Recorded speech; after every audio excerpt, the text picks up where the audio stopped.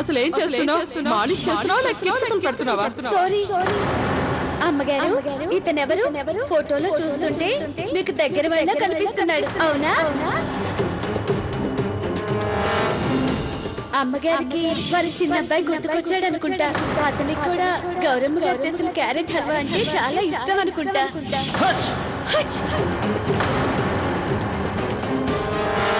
నీ చేతులు ఇంత సున్నితంగా ఇంత సాఫ్ట్ గా ఎలా ఉన్నాయి? అదేంటంటే ప్రియమ్మ గారు, అందరిలో గిన్నెలు తవ్వుతాను కదండి, ఆ పనుల వల్లే నా చేతులు ఇంత అందంగా అయ్యాయి.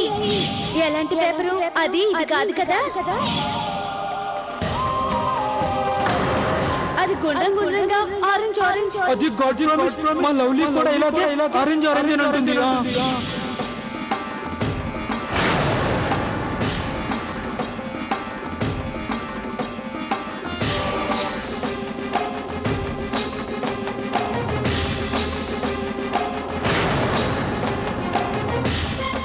అంటే లవ్లీనే మా అందరి ముందు గులాబీ వేషాలు నాటకం వేస్తూ వస్తుందా? అవునత్తయ్య గారు, మళ్ళీ తను ఒక అబద్ధాన్ని ఆసరాగా చేసుకుని మనల్నందర్నీ మోసం చేస్తూ వచ్చింది. కానీ అత్తయ్య గారు, ఈ రోజు ఈ విషయం నేనే మీకు చెప్పాలనుకున్నా. ఈ విషయమా ఇంకో అబద్ధమా? ఒక అబద్ధాన్ని దాచిపెట్టేందుకు మరో అబద్ధమా? కానీ లవ్లీ, నీ ఈ అబద్ధం ఈరోజు తెలిసిపోయింది. అక్క ప్లీజ్ నన్ను మాట్లాడివ్వండి. నా ఈ నిజం ఇలా అందరి ముందుకి రావాలని అనుకోలేదు.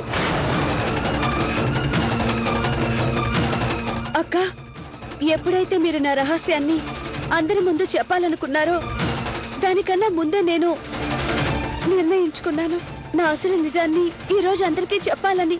కానీ అయినా దానివల్ల వచ్చే లాభమే ఉంది.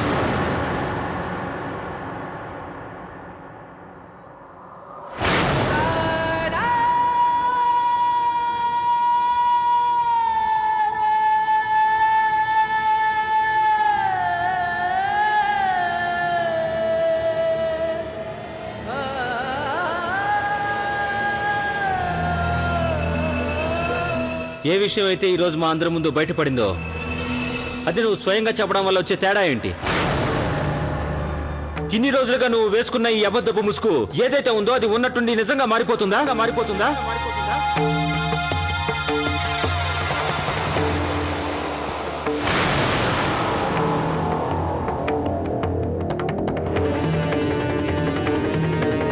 గమ్మత్తుగా ఉంది కదా. ఇన్ని రోజులుగా తను మనందరి ముందు నటిస్తున్నా మనలో ఏ ఒక్కరూ గుర్తుపట్టలేదు. చాలా చిత్రంగా ఉంది. కార్తీక్, నన్ను ఒక్క మాట అయినా అడగవా? లేదు, నేను నిన్ను ఏమీ అడగను. ఎందుకంటే ఈ తప్పు నువ్వు మొదటిసారి చేయలేదు. నువ్వు అడుగడుగునా ఏదో ఒక అబద్ధాన్ని ఆసరాగా చేసుకుని వస్తున్నావు.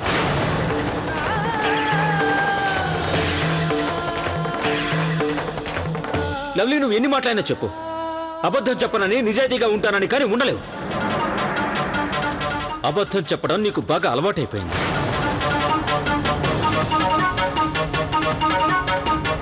నీ నరాల్లో అబద్ధాలు ప్రవహిస్తున్నాయి. అందుకే నీ అబద్ధాలు ఎన్నటికీ నీ నుంచి దూరం కావు. కార్తీక్, కానీ ఇదంతా నీకోసం కాదు, మన కోసం. ఆపో.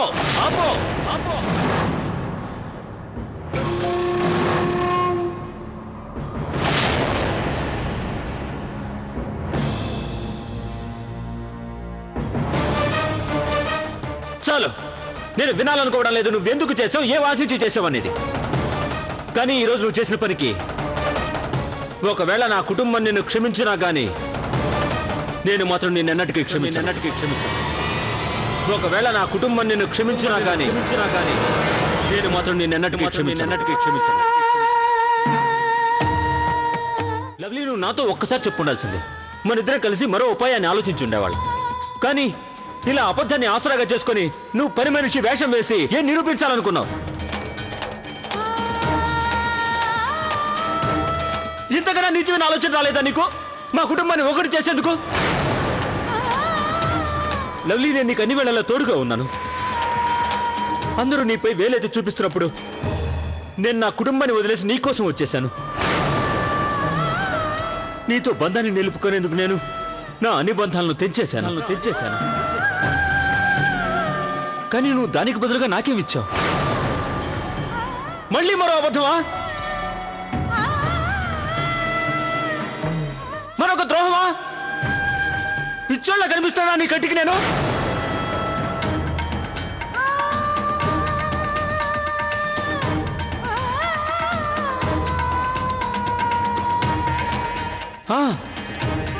నేను పిచ్చోనే కదా, ఎందుకంటే నేను నిన్ను నమ్మాను. నువ్వు అబద్ధాలు చెప్పడం మానేసి నిజాయితీగా ఉంటావని అనుకున్నాను. నా ప్రేమ నిన్ను మారుస్తుంది అనుకున్నాను. కానీ అది నిజం కాదు లవ్లీ. నువ్వు ఎన్నటికీ మారలేవు. అమ్మా, నువ్వు సరిగ్గానే చెప్పావు. తను ఎన్నటికీ మారదు. నేను తన నిజస్వరూపాన్ని గుర్తించలేకపోయాను. నేను మిమ్మల్ని, మీ అందరినీ, మీకు కలిగిన ఈ ఇబ్బందికి నేను మీ అందరినీ క్షమించమని వేడుకుంటున్నాను.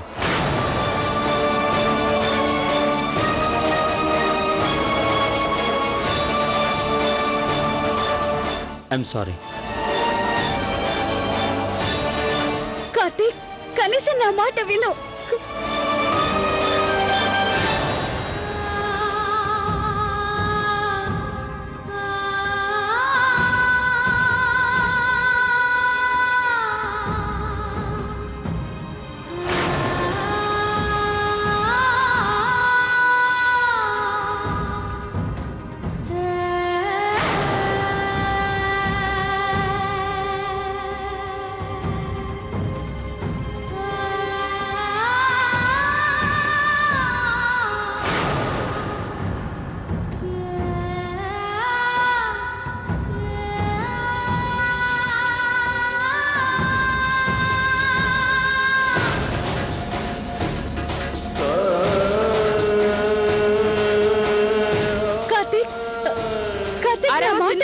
నిన్నే పిలిచేది.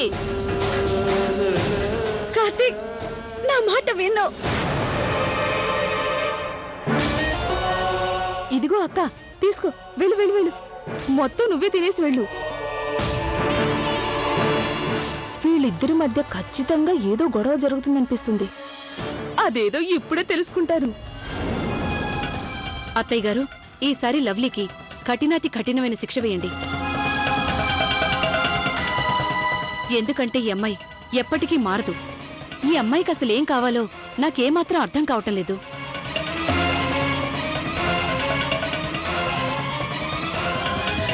అమ్మా గౌరీ,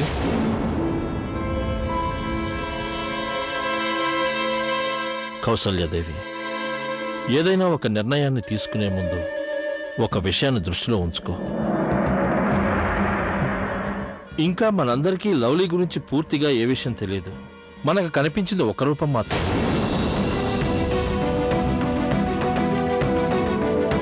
తన గురించి పూర్తిగా విషయం తెలిసిన తర్వాత మాత్రమే ఒక నిర్ణయానికి రావటం మంచిది. ఎందుకంటే తను చేసిన ఈ పని పూర్తిగా తప్ప. దీనిలో ఇంకేదైనా మంచి కారణం ఉందా?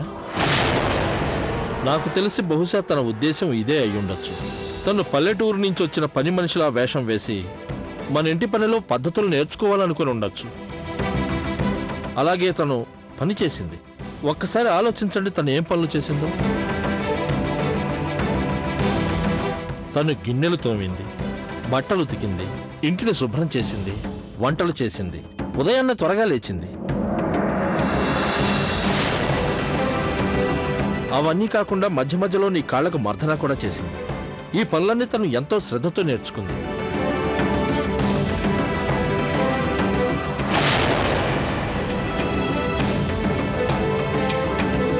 అలాగే అన్నిటికన్నా ముఖ్యమైన విషయం ఏంటంటే తను ఇంటి బాధ్యతలను చాలా బాగా అర్థం చేసుకుంది. మరో గొప్ప విషయాన్ని గమనించారా? తను ఈ పనులన్నీ చేసి ఈ ఇంట్లో ఆనందాన్నే పంచింది.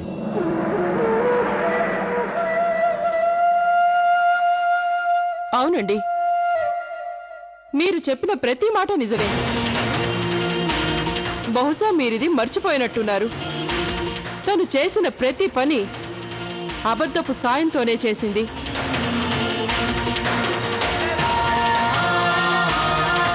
అయినా మీకు ఒక విషయం బాగా తెలుసు. మాకు తెలిసి అబద్ధంతో బంగారం ఇచ్చినా మట్టిలా కనిపిస్తుంది.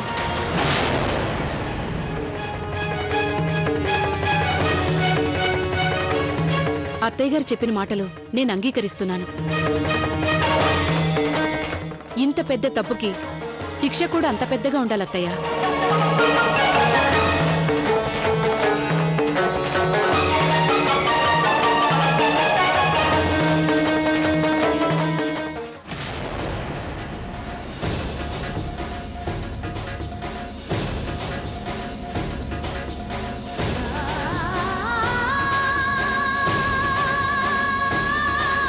కార్తీక్, నా మాట ఒక్కసారి విను. I'm really sorry. నన్ను క్షమించు ప్లీజ్ కార్తీక్. చాలు లవ్లీ,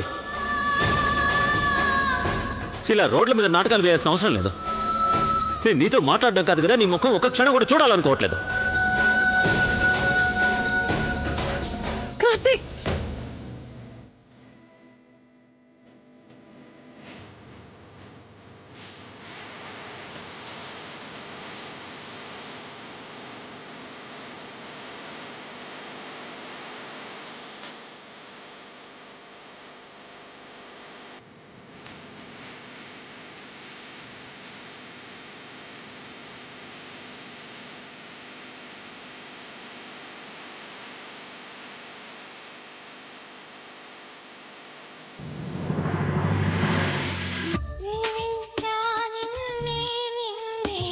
ప్రాణం కన్నా ప్రాణంగా పూజించా నిన్నే నిన్నే దైవం కన్నా ఇష్టంగా.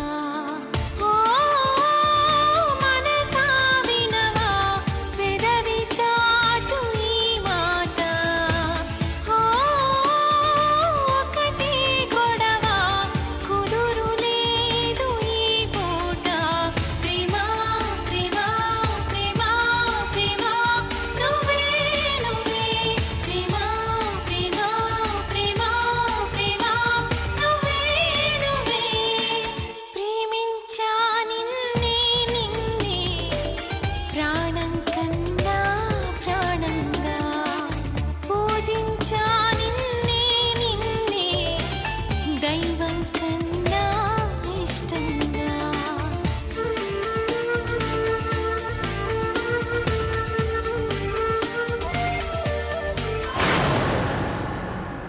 నానమ్మ గారు, లవ్లీ చిన్నమ్మని క్షమించరా? చిన్నమ్మ ఇవన్నీ ఎందుకు చేసిందంటే వాళ్ళిద్దరూ మనతో కలిసి ఉండాలని. నానమ్మ, నేను కూడా అదే కోరుకుంటున్నాను. నాకు ఇది ముందే తెలుసు, గులాబీ చిన్నమ్మనే లవ్లీ చిన్నమ్మని.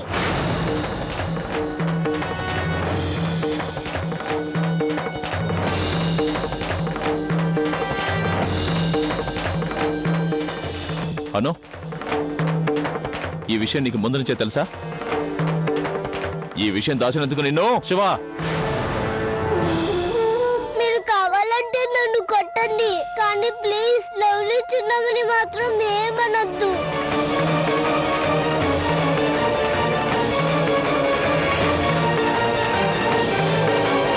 చూడన్నా, నువ్వేడు పాపు.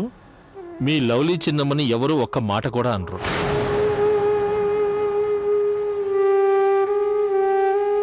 విన్నావుగా చిన్నపిల్లాడు ఏమంటున్నాడు? ఇక నిర్ణయం తీసుకోవాల్సింది నువ్వే. మా నిర్ణయం ఏంటో నీకు ముందే తెలుసు. ఇక అంతిమ నిర్ణయం నువ్వే తీసుకోవాలి.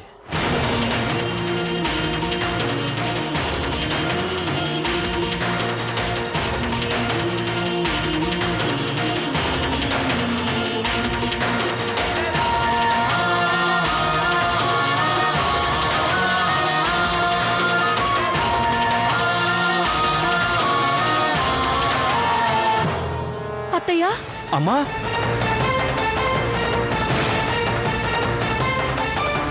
అత్తయ్య గారు, అమ్మా, అమ్మా తలుపు తెరవండి. అమ్మగారు, అమ్మా నా మాట మీద తలుపు తెరవండి అమ్మా ప్లీజ్. అత్తయ్య గారు, తలుపు తెరవండి అత్తయ్య గారు. కౌసల్యాదేవి, తలుపు తెరు. అయినా ఇవేం పిల్ల చేష్టం నీ దగ్గర? త్వరగా తలుపు తెరు. అమ్మగారు, కౌసల్య, అత్తయ్య, అమ్మా, అమ్మా తలుపు తెరవండి. అమ్మ దయచేసి నా మాట నేను తలుపు తెరవండి ప్లీజ్.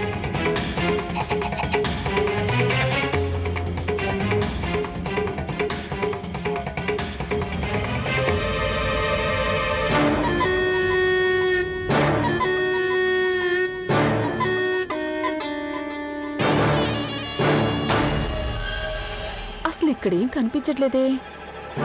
ఆ, మీరు ఎగరేసుకోండి.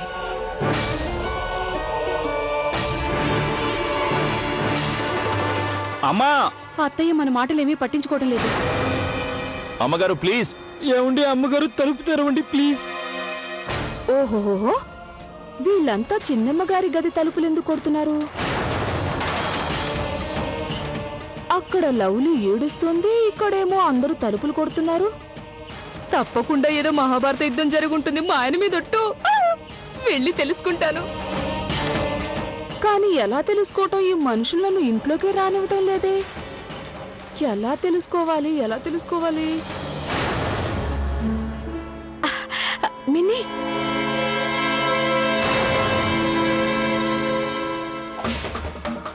గౌరక్క, ఆ ఆర్తి ఉంది కదా, ఇటే చూస్తోంది. తనకి తెలిస్తే కాలనీ అంతా టమకేసి చెప్పేస్తుంది. అవును నాన్నగారు, మనం అంతా కిందికి వెళ్ళాలి, లేదంటే ఈ ఆర్తి రాద్ధాంతం చేసేస్తుంది. ఒక పని చేయండి, మీరందరూ కిందకి వెళ్ళండి. నేను మీ అమ్మతో తలుపులు తెరిపించే ప్రయత్నం చేస్తాను. వద్దు నాన్నగారు, మీరంతా కిందకి వెళ్ళండి, నేను ఇక్కడే ఉంటాను. అలాగే పదండి. ఏ గౌరీ, క్షేమమేనా? ఆ ఆ, ఆర్తి అందరూ క్షేమమే. అరే కాసేపు ఉండు, మావయ్య గారు చెప్పింది కరెక్టే, మనం వెంటనే కిందకి వెళ్ళాలండి. పదండి పిల్లలు.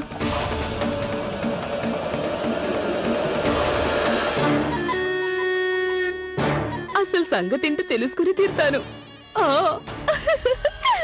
అమ్మగారు, అమ్మగారు ప్లీజ్ డోర్ తెరవండి. అమ్మ మిమ్మల్ని తలుపు తెరవండి.